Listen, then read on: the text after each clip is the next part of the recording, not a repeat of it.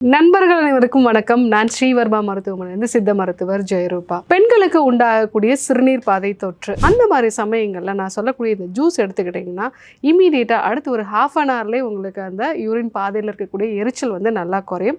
So இந்த juice எப்படி செய்யறது நம்ம பார்க்கலாம். இளநீர் வந்து பனங்கற்கண்டு, திராட்சை, பனங்கற்கண்டை வந்து நம்ம வந்து இடிச்சுக்கலாம். திராட்சையோட விதைகள் அதே மாதிரி அதனுடைய தோல் இது ரெண்டுமே சேர்த்து வந்து நம்ம அரைச்சிக்கலாம்.